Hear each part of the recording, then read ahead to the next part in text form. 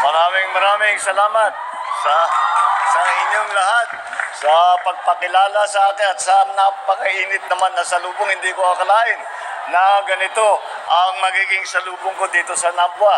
At kaya naman ako'y natutuwa na dito ang aming pinili para i-launch, para ilabas ang ating proyekto, programa na Bagong Pilipinas. Isang maganda, malusog at mapagpalang umaga po sa inyong lahat.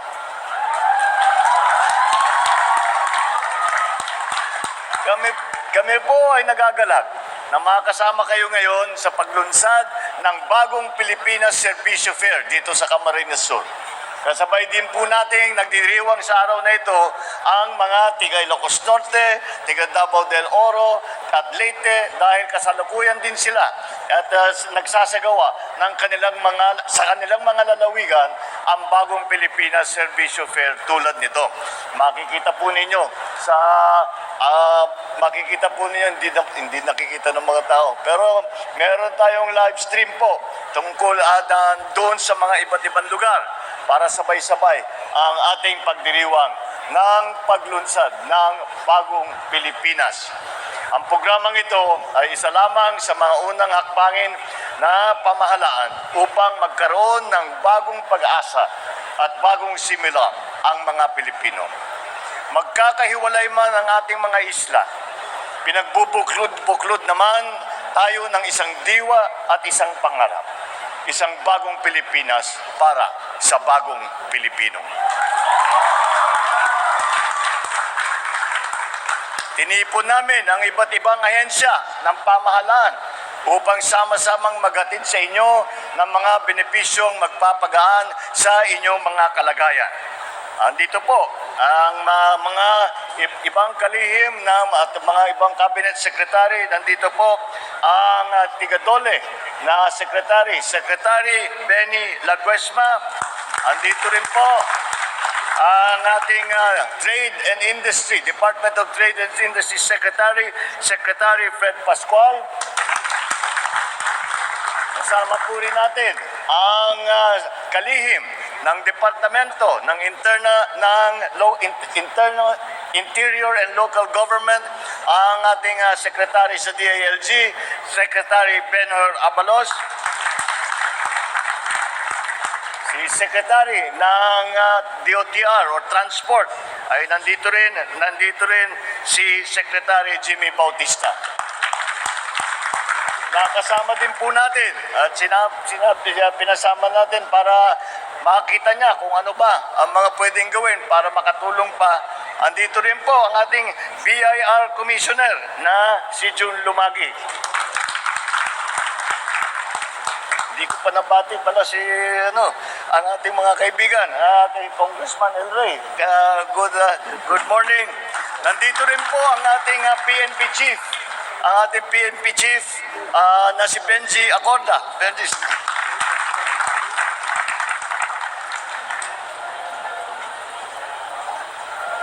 Nandito binabasa ko yung mga greetings dito. Sabi ko parang Ilocos Norte ito, pare-pareho ang pangalan.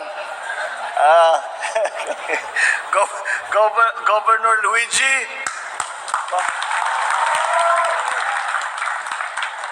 Congressman Mix, na dating gobernador niya, yung mga beneficiaries ng Bagong Pilipinas Servicio Fair, mga kapwa kong kawani sa pamahalaan,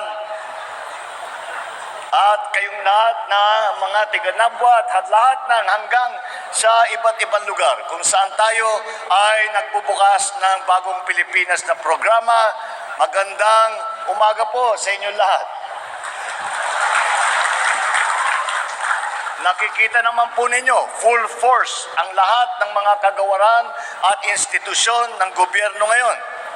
At mula sa pagbibigay ng tulong medikal at pangkalusugan, pinansyal, pangkabuhayan at pang-edukasyon. Andito rin po ang ating chairman, si Popoy de Vera. Siyang namamahala sa mga SUC at sa mga scholarship program. Isama pa natin ang ating flagship program na Kadiwa ng Pangulo, kung saan ginagawa namin lahat upang makapagbenta ng mura ng mga iba't ibang bagay. Narito rin po ang Passport on Wheels, driver's license, registration assistance, national ID, NBI, police clearance. Lahat ito ay pwedeng mag-apply dito upang hindi na ninyo kailangan pang lumayo para magkaroon ng mga ito. Marahil dito na rin ninyo matatagpuan ang inyong pag-ibig. Baka po iba ang iniisip nyo. Ang tinutukoy ko po ay ang application para sa inyong pangarap na murang pabahay. Ilan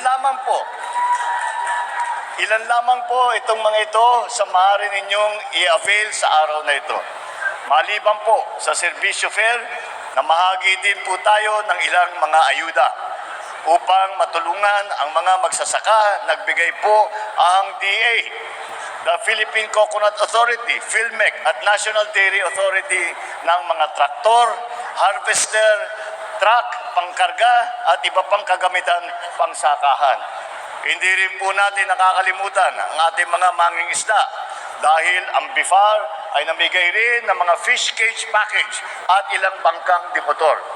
Namigay din po ang DOH ng mga wheelchair na maaaring magamit ng ating mga senior citizen at mga may sakit. Alam po namin na marami tayong iniindang na hirap sa panahong ito. Kung kaya't sana ay makatulong ito sa inyong nalubos. Bago po ako magtapos, nais ko pong magpasalamat sa mainit ninyong pagtanggap sa akin dito sa Kamsur. Asahan po ninyo na patuloy naming pagbubutihin ang aming paglilingkod sa bayan. Iisa po ang ating hangarin na maisulong ang bagong Pilipinas na maipagmamalaki nating ipamana sa ating mga anak at sa mga susunod na henerasyon. Sa tulong ninyo, mapagtatagumpayan natin ang anumang mga hamon sa buhay. Basta't nagkakaisa, walang pagsubok o kahirapan ang hindi nating kakayanin. Muli, maraming salamat at maligayang pagdating sa bagong Pilipinas.